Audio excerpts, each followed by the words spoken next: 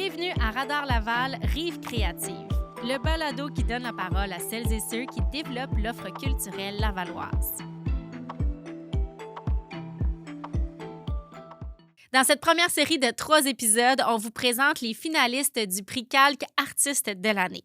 Chaque invité s'est démarqué par une démarche inspirante. Vous allez découvrir leur parcours artistique, leur art, leurs projets et leurs souhaits pour le futur du Laval culturel. Bonne écoute! Bonjour Marianne Trudel. Bonjour. Merci d'être avec nous. Un grand plaisir. Je suis vraiment contente de vous rencontrer. Vous avez une carrière qui, à mes yeux, va partout. Compositrice, musicienne, jazz, enseignante, productrice. Cet amour-là de la musique, cette façon de baigner dans l'art, ça a commencé comment? De quelle façon? Oh mon Dieu, ça a commencé très jeune. Moi, je viens d'un tout petit village qui s'appelle Saint-Michel-de-Bellechasse. Grosso modo, entre Lévis et Montmagny, là, sur la rive sud de Québec, en face de l'île d'Orléans. Puis, quand j'étais toute jeune, quand j'avais, disons, entre 2 et 10 ans, je me faisais garder chez une dame qui jouait du piano par oreille dans les soirées de musique canadienne. Une dame d'un certain âge. Puis, quand elle se mettait au piano, c'était une explosion de joie pour moi. Je me rappelle encore de la sensation. Je dansais autour du piano, puis tu sais, c'était de la musique vraiment, là... joyeuse. Soirée puis, canadienne, ben, là, ouais, c'est-tu de ça la swingait, gigue ouais, un peu? c'est ça, Ouais. des rigodons, puis tout ça, des rilles, puis tout. L'énergie de ça, là, je me disais, wow, c'est magique, cette affaire-là. Là. Puis j'ai demandé à mes parents de prendre des cours de piano vers 5 ans et demi. Puis je sais pas si c'est une légende, mais en tout cas, ma mère m'a dit, t'es revenu de ton premier cours en disant que t'allais être pianiste. T'sais. Ben, voyons. Puis ça a jamais, j'ai jamais eu un doute. Tu sais, mettons au secondaire, j'étais avec mes amis, le monde se demande, moi, je sais pas trop dans quoi je m'en vais au cégep. Puis moi, c'était comme, c'est sûr que je m'en vais en musique. Tu sais, j'ai jamais douté. Donc, c'est une passion profonde que j'ai toujours eue, puis que je cultive encore, puis que je partage maintenant avec mes étudiants, puis tout ça. C'est beau de voir comment, là, vous dites vos origines, tu sais, d'un petit village sur le bord de l'eau, pas loin de Québec.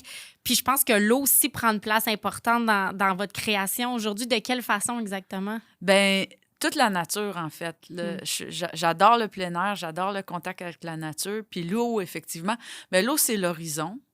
C'est comme un monde infini de possibles. Puis c'est... Mon dernier album, par exemple, s'appelle « La joie de l'éphémère ». Bien, l'éphémère, c'est entre autres l'improvisation. J'adore l'improvisation. Mais c'est beaucoup aussi la beauté de ces changements-là constants dans la nature. Quand on est sur le bord de l'eau, l'apparence du fleuve change constamment selon les nuages, le soleil, le vent, la période de l'année, les glaces, l'hiver qui se déplacent. Tout est toujours différent à chaque seconde. Puis ça... J'essaie de recréer ça dans ma musique.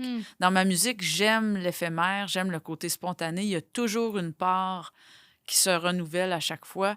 J'aime monter sur une scène puis pas savoir ce qui va se passer à l'avance. J'adore ça. Il y en a qui stressent. qui mais stressent. Oui, moi, là, vous me dites ça, puis on dirait que ça me stresse tout de suite.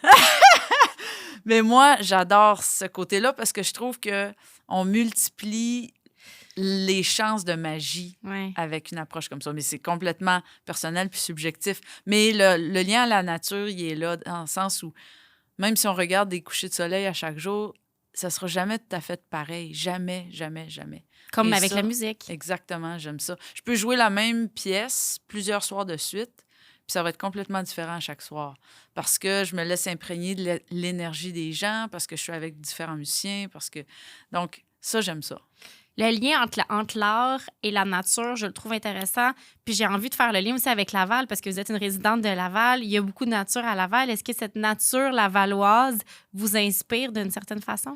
Oui, dans une certaine mesure. C'est sûr que, disons que je suis habituée à une nature plus sauvage, plus grandiose, mais c'est sûr que j'aime aller sur le bord de la rivière des Mille-Îles. Ça, c'est comme un petit refuge. Encore là, c'est l'eau. L'eau me nourrit beaucoup. Toujours le fil de l'eau. Le fil de l'eau de Marianne Trudel. Il y a une chose qui revient tout le temps quand on parle de vous dans les médias, puis là, ça fait 5 minutes qu'on se parle, puis je le vois, puis tous les journalistes disent tout le temps « Ah, elle a une personnalité dynamique et enjouée. » Est-ce que ça prend une personnalité démonstrative, sympathique, pour espérer avoir plus de chance dans une carrière artistique? Est-ce qu'il y a un lien entre les deux? Ah, je crois pas du tout. Parce qu'il y a Non. beaucoup d'artistes qui sont torturés puis pas sympathiques. Là. Ouais, ben je pense que ce que ça prend, c'est d'être, comment dire, en accord avec soi-même. Ouais. Peu importe qui on est, tu sais. Puis, ben c'est agréable de savoir, tu vois, j'avais jamais noté ça, mais je veux dire, oui, c'est vrai que je suis une personne enjouée, puis passionnée, puis dynamique, mais j'ai mes côtés nostalgiques et plus torturés aussi. Je pense que ce que ça prend surtout pour réussir en musique, puis dans n'importe quelle carrière artistique, c'est une passion Mhm. que tu peux soutenir, que tu peux renouveler, donc qui va perdurer dans le temps. Un amour du travail. Il faut être workaholic, à mon sens. Parce que surtout maintenant, en 2023, en musique, Mm. il faut vraiment porter tous les chapeaux. Tu sais, moi, je suis rendue productrice Ouais. de mes albums. Tu sais, tout le monde de la musique a tellement changé. On n'est plus dans les années où, tu sais, il y a vraiment beaucoup de gros labels puis qui te prennent puis qui s'occupent de toi. Puis, tu sais, c'est vraiment une petite minorité qui vont avoir accès à ça. Mais sinon, on porte tous les chapeaux. Ouais. Donc, il faut vraiment être très, très, très travaillant. Puis, aussi, encore une fois, je pense, pas avoir peur d'affirmer notre individualité, c'est-à-dire pas essayer d'être comme le voisin ou la voisine. Tu sais, je pense que c'est ça qui est le fun des artistes, c'est ça qui est le fun. Ben pas juste des artistes, de tout le monde. Tu sais, quand tu as quelqu'un en face de toi qui a l'air en accord avec soi-même, puis qui assume tous les côtés de sa personnalité, puis ses couleurs, ben c'est ça qui fonctionne. Tu sais. Ouais. Vous parlez de la production, vous vous autoproduisez. Ouais. Pourquoi? Quelques raisons, en partie pour une espèce de liberté artistique que ça permet. Aussi parce que dans mon métier, dans le style de musique que je fais, qui est une musique instrumentale, il n'y a pas beaucoup d'étiquettes de disques qui produisent ça. Puis, ça reste un petit peu, malheureusement, un petit peu comme restreint comme patente. Mais j'aime aussi le côté créatif que ça permet. Tu sais, comme j'aime m'impliquer, par exemple, dans les pochettes d'albums. J'aime, Ah ouais, tu sais, dans le côté créatif de tout ça, j'adore ça. Tu sais, je suis un petit peu comme old school, comme on pourrait dire, mais tu sais, je pense encore à mes pochettes d'albums. Tu sais, je viens de finir un disque, ça fait même pas une semaine. Là. Ah ouais? Mais tu sais, m'impliquer dans tous les aspects de ça, j'y trouve intéressant, j'y trouve fascinant.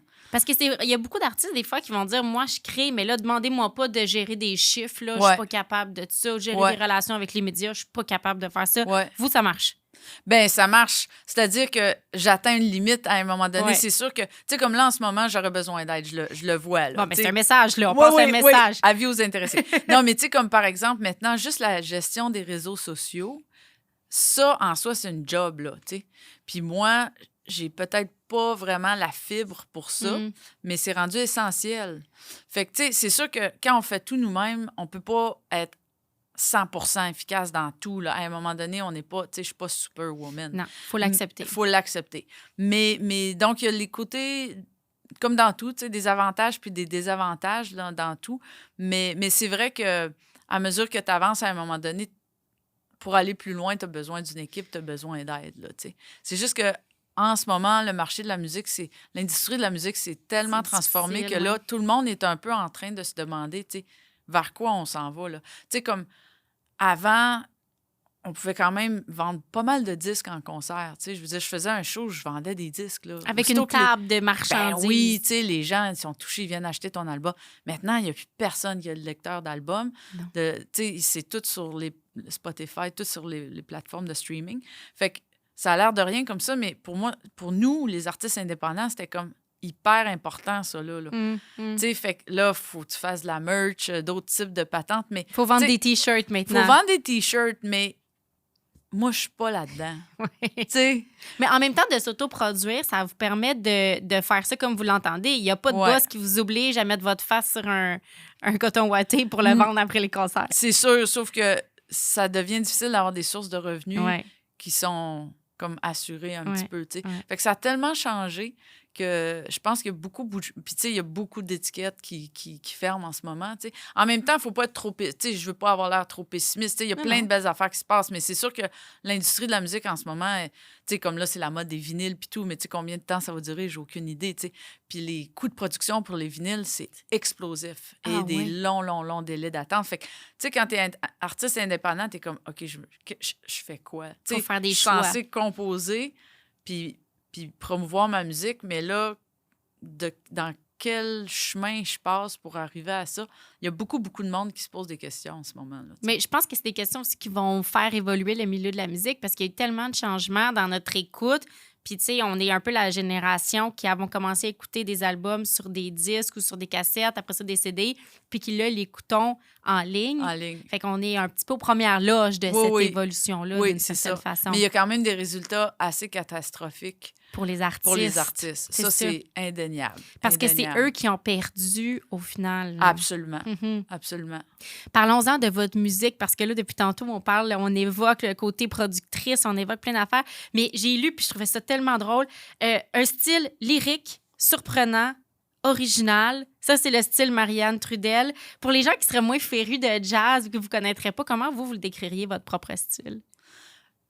Ben, j'avoue que c'est pas pire, ça. Eh, d'accord. Oui, il y a un lyrisme, il y a un côté super mélodique dans ma Uh-huh, musique. oui.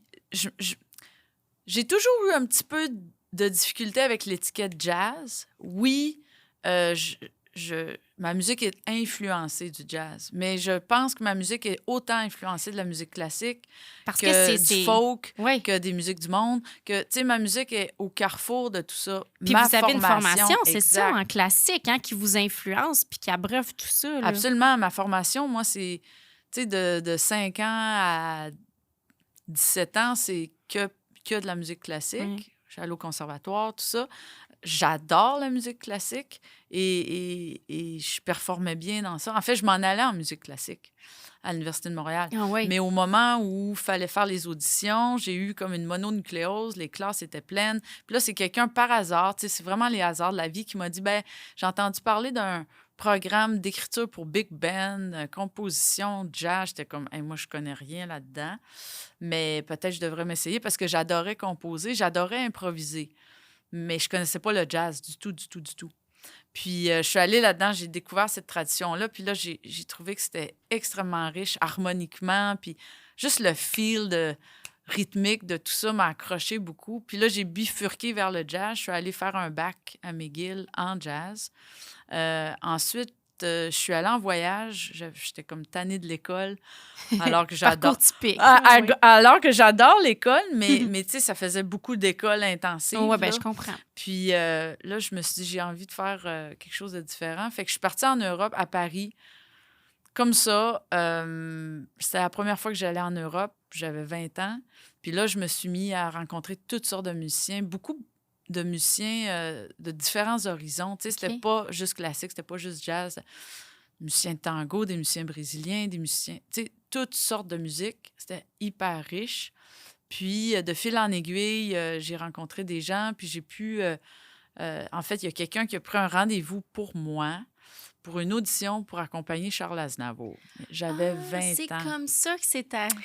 J'avais 20 ans, puis j'ai dit à cet ami-là, j'ai dit, « Hey, franchement, oublie ça, là. Tu sais, Charles Aznavour, il y a eu les plus bons pianistes au monde, là. » Puis il m'a dit, ben de toute façon, regarde, notre rendez-vous est pris. C'est demain matin à 10 h. Fait que bon, ça, c'est la fille qui aime l'improvisation, là. Oui, on la retrouve, là. J'avoue, mais quand même, tu sais, je m'en allais. Je me suis dit, ça va me faire une expérience d'audition. Tu sais, point. Puis là, j'arrive là, puis il y a comme 15 pianistes, tu sais, tous des hommes d'environ 50-60 ans. Puis moi, j'arrive là, tu sais. Premièrement, j'avais l'air de 15 ans, tu sais. Puis là, arrive à mon tour. Puis en tout cas, ça s'est super bien passé. Puis là, Aznavour était là avec son gérant. Puis ils m'ont dit, ben attendez ici, on revient. Ils sont revenus dans une demi-heure. Puis Aznavour m'a regardé puis il dit, alors, vous êtes prête, mon petit? Là, j'ai fait, prête? Puis là, il me donne le book de partition, je te jure, c'était haut comme ça. Il dit, vous avez 12 jours pour apprendre ça. J'ai fait, OK. Puis il dit, on part en tournée, telle date. Puis là, j'ai dit, j'avais les mains, les jambes qui tremblaient. Je n'en croyais pas mes oreilles. Puis là, j'étais comme excitée. Puis j'ai dit, c'est quoi, mettons, la première ville où on va aller? Il me dit Montréal. Ben non! Fait que je suis revenue au Québec, Place des Arts, 12 soirs de suite, sold out. Tu sais, c'était comme, aïe, aïe. Le show, puis c'était un gros band. Il y avait comme quatuor à cordes, 2 guitaristes, des choristes. Tu sais, c'était vraiment un gros band. Puis moi, j'étais au piano.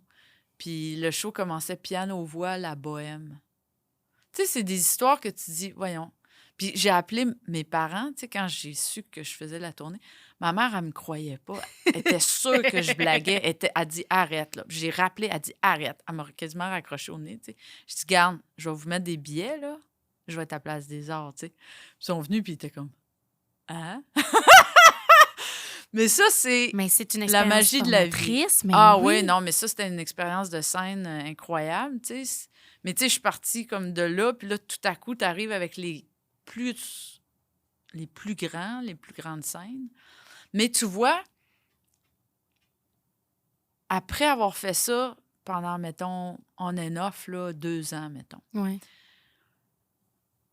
je savais que je voulais composer. Je savais que je voulais faire mes bands, mes projets, puis que j'étais une créatrice et pas juste une accompagnatrice.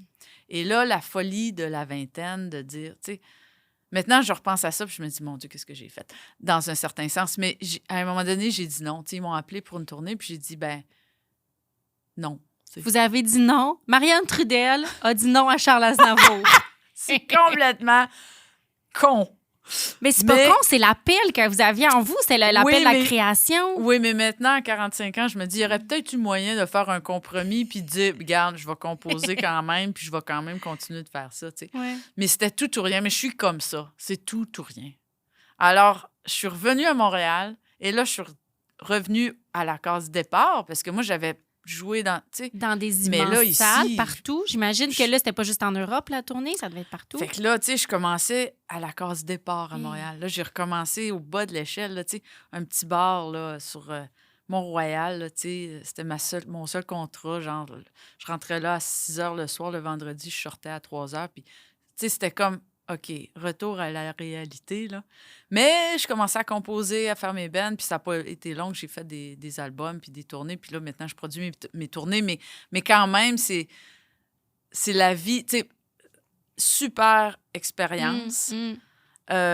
Puis en même temps, tu sais, avec le recul, des fois, tu te dis, ouais, c'est vrai que j'aurais pu mettre de l'eau dans mon vin un petit peu, tu sais. Ça, c'est la sagesse. Ouais. Ben, la sagesse avec quelques cheveux gris qui commencent. Mais ouais, c'était une super belle expérience. Mais tout ça pour revenir à ta question du départ, c'est-à-dire, oui, jazz, mais, tu sais, j'adore la chanson, j'adore...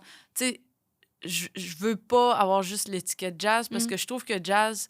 Même si moi, je suis une amoureuse du jazz puis que ma définition du jazz, c'est entre autres une musique avec plein de risques qui se fait dans le moment, live. C'est une expression magnifique de ce que ça peut donner des êtres humains qui communiquent ensemble dans le moment puis qui sont créatifs ensemble dans le moment. Mais en même temps, stylistiquement, juste l'étiquette jazz, je trouve que c'est trop réducteur pour le style de musique que je fais. Puis j'ai l'impression, vous écoutez aussi qu'il n'y a pas de regard condescendant sur la culture populaire, tu sais, sur la chanson. Non. Là, il y a eu la tournée avec Charles Aznavour, mais tu sais, à l'autre bout du spectre, vous avez collaboré avec des artistes comme Claude Pelgag aussi. Ouais. Qu'est-ce que vous tirez de ces expériences-là avec des artistes comme Claude Pelgag qui sont plus jeunes que Charles Aznavour? Moi, je pense que chaque rencontre musicale nous apprend, nous nourrit. Mais c'est ça, je vois la musique comme une chose très, très inclusive. Tu sais, les tiroirs, là, tu sais, classiques, jazz, c'est beaucoup... Tu sais, oui, ça a rapport avec les features internes de ces styles-là, mais c'est beaucoup aussi pour le marketing, pour le... Ouais, tu sais, la musique, c'est du son. Ça n'a pas de pays, ça n'a pas de couleur. Exact, ça n'a pas de frontières. Puis ça, j'adore ça de la musique instrumentale. Je suis allée à Cuba, j'arrive à Cuba, je débarque, je me mets à jammer avec des musiciens cubains, on trippe, on n'a même pas besoin de se parler. Ben, peut-être qu'à la limite, vous pourriez jammer avec des gens avec qui vous ne pouvez même pas parler, avec C'est qui vous ne partagez sûr. même pas une langue commune. Absolument, c'est Mais il y a la arrivé. Je suis allée musique. en Chine, tu sais. Tu arrives en Chine, je parle absolument pas mandarin, là. Puis je fais ma musique, puis grosse réaction enthousiaste, et comme, OK, il y a de quoi qui se passe, là, Ah, tu sais. ouais. Par contre, je suis même pas capable de leur dire bonjour, là, tu C'est sais. fou, hein? Mais la musique, le son n'a pas de frontières. Moi, Ouais. ça, j'y crois. Est-ce que vous essayez de l'enseigner à vos élèves? Parce que, bon, vous l'avez dit, vous voyez un petit peu votre travail d'enseignante comme celui d'une passeuse de Ouais. connaissances, mais de valeurs aussi, j'ai Absolument. l'impression. Comment ça se transmet à des élèves, ça? Ah, moi, je suis très, très proche de mes élèves. Je considère que on va apprendre à travers la musique. La musique, oui, c'est important, c'est comme notre plat principal, là, tu sais, Ouais.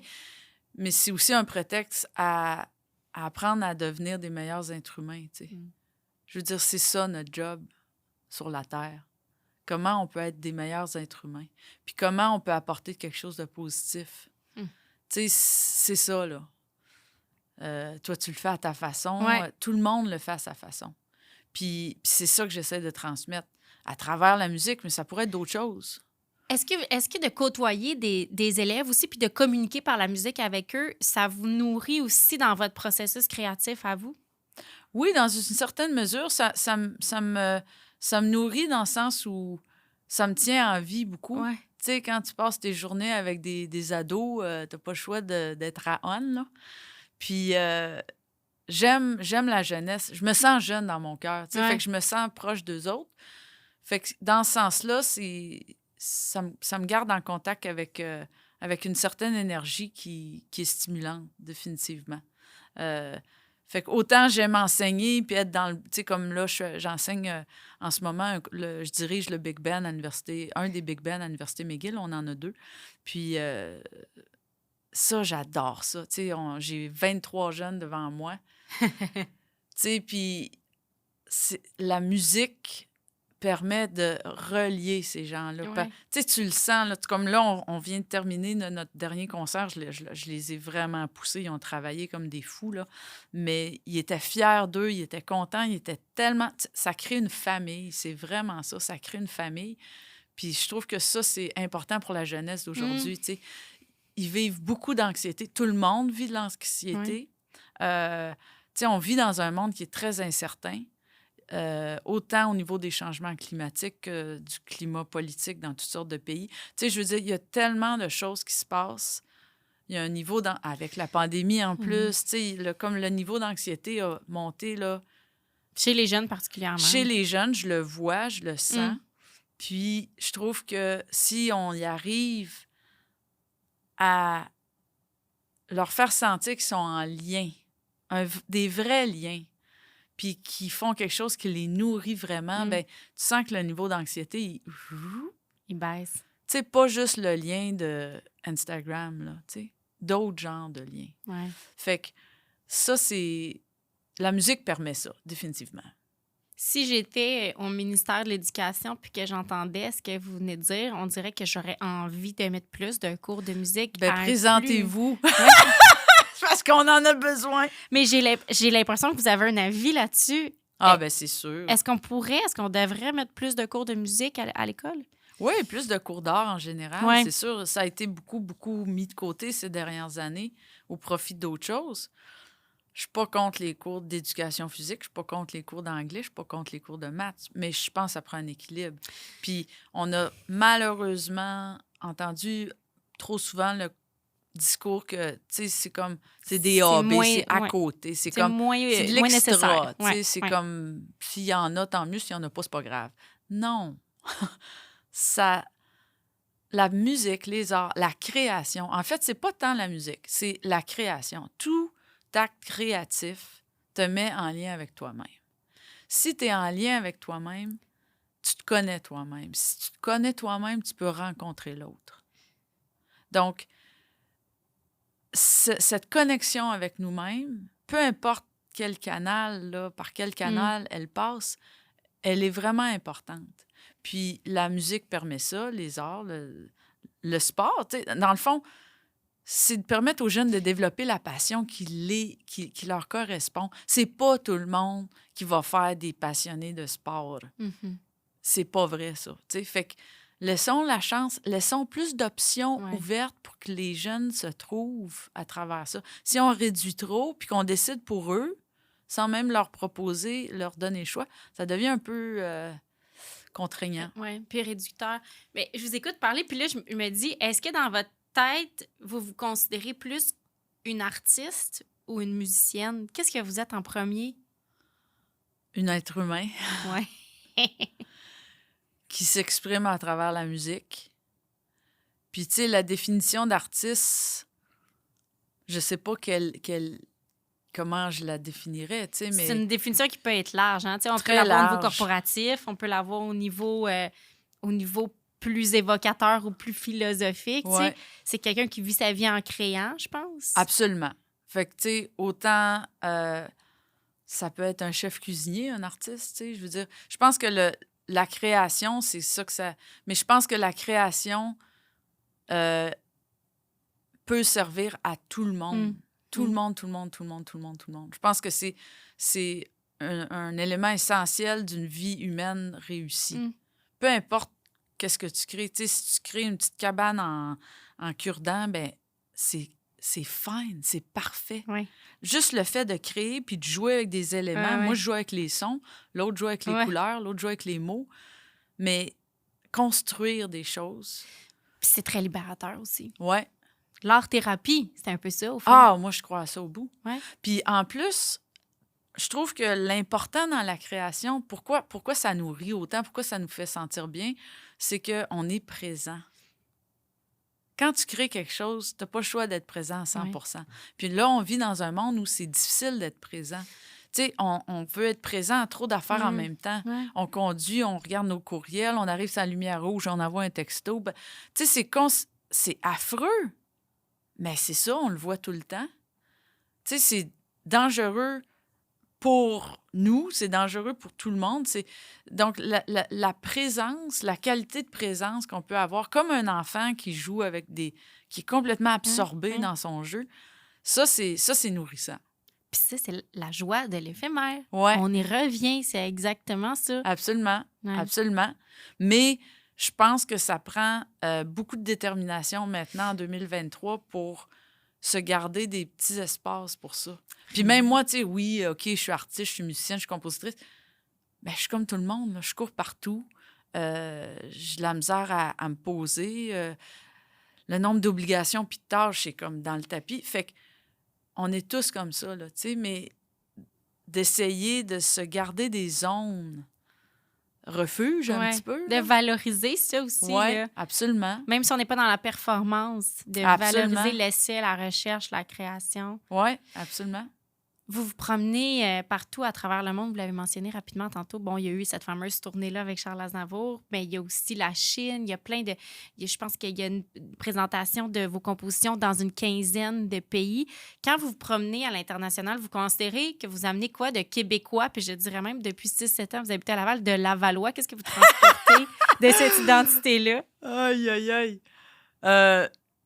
C'est vrai que je porte la nature en moi. Tu sais, je veux dire, je trouve que ma musique a ça, même juste dans mes titres aussi de pièces, là, surtout ces dernières années. Là, j'ai fait une commande d'œuvre récemment pour, il y a un an, en fait, ça a été joué il y a un an, pour une première, ça s'appelle le Canadian National Jazz Orchestra. Oui, C'était la oui, première oui. de ce concert-là. Puis j'ai appelé la pièce « La nature avant tout ». Mais c'est vrai que je porte le fleuve en moi, je porte les arbres, je porte le vent.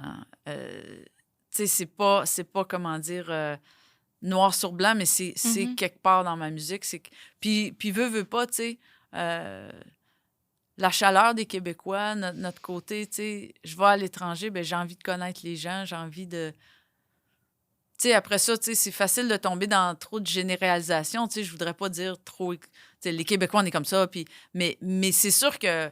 On a une identité qu'on transporte avec nous. Absolument. Qui ressort peut-être encore plus quand on est à l'étranger, j'ai Peut-être, l'impression. oui, peut-être certain. Mais c'est sûr que pour les Québécois en général, je pense que l'espace, tu sais... C'est pour ça que quand je suis arrivée à Paris, j'ai fait « Oh, Padaille, il y a du monde. Il y a du monde, puis il n'y a pas Il y a beaucoup du de monde place. par mètre carré, puis OK. Fait que c'est sûr que ça nous influence, cet aspect-là du territoire, absolument.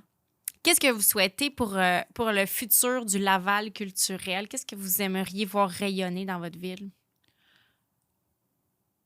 Plus de jeunes heureux. Donc, penser créativement à comment on peut aider la jeunesse. Il y a beaucoup de détresse. Beaucoup, beaucoup de détresse. Donc, je pense que les arts, ça peut être une solution. Ouais. Plus de plein air, plus de nature, plus de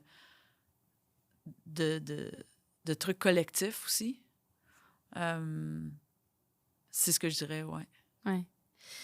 On va vous voir où dans les prochains mois? Qu'est-ce qu'on peut mettre à l'horaire pour suivre Marianne Trudel? Ça dépend où vous êtes, dans quel coin du Québec, mais... Mettons, on jase. Je vais dire une ville au hasard. Mettons qu'on est à Laval. Vous allez pouvoir me voir dans ma cour en train d'essayer de travailler sur mon terrain. Non. Sans blague, je vais avoir un concert dans le cadre du Festival de jazz de Montréal, dans un club de jazz que j'adore qui s'appelle le Dièse 11, le 29 juin, avec 2 musiciens fantastiques. Pierre Tanguay à la batterie puis Normand Guilbeault à la contrebasse. C'est 2 pionniers du jazz au Québec. Génération autre que moi, mais qui sont fantastiques. Donc, le 29 juin, au Dièse 11, au club de jazz, le Dièse 11, ça, c'est dans le cadre du festival. À Québec, dans le cadre du Festival de jazz de Québec, le 22 juin, je vais faire mon duo avec Karen Young sur les chansons de Joni Mitchell. Ça, c'est vraiment beau. J'ai comme réarrangé les chansons de Joni Mitchell. Puis Karen Young, c'est une femme qui n'est pas connue... peut-être tant du grand public, peut-être plus des cercles jazz, puis tout ça, mais encore une fois, c'est quelqu'un qui, premièrement, qui fête ses 50 ans de carrière cette année. Elle a passé les 70 ans, hein? Oui, absolument. Quelle femme extraordinaire. Puis quelle femme extraordinaire. Une vitalité.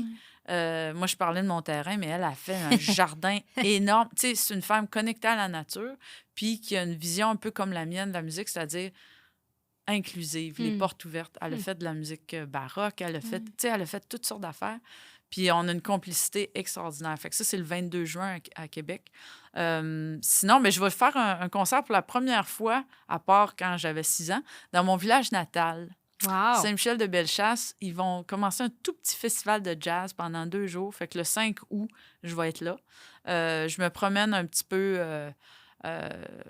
au Québec, puis je vais surtout cet automne, ce qui m'intéresse beaucoup en ce moment parce que je suis là-dedans, je vais sortir 2 albums en fait, mais un album qui est vraiment fantastique qui s'appelle Dédé Java Espiritu, piano-batterie, avec un batteur qui s'appelle John Hollenbeck, un musicien de calibre vraiment international, puis on fait une musique qui est vraiment groovy, éclatée au bout.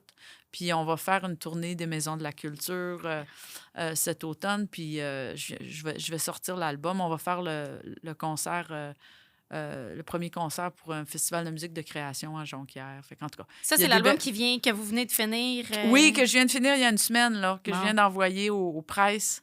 Fait que... Là, c'est dans le lâcher-prise. Il est fait. Ah oui, absolument. Absolument. Là, je peux plus changer d'idée. Moi, en tout cas, je suggère à tout le monde de se mettre des bons écouteurs puis d'aller écouter du Marianne Trudel dans la nature, gentil. Au bord de l'eau. Oh, ça, c'est la meilleure affaire. Mon album, La joie de l'éphémère, qui va sortir officiellement aussi cet automne, parce que là, je l'avais mis comme sur Bandcamp, un petit peu underground, mais je l'ai composé de A à Z en Gaspésie, face à la mer. Donc, la nature est partout dans cet album-là. La nature et la musique de Marianne Trudel. Un beau mélange. Merci à vous. C'est une bonne... ça résume tout, je pense, la nature et la musique.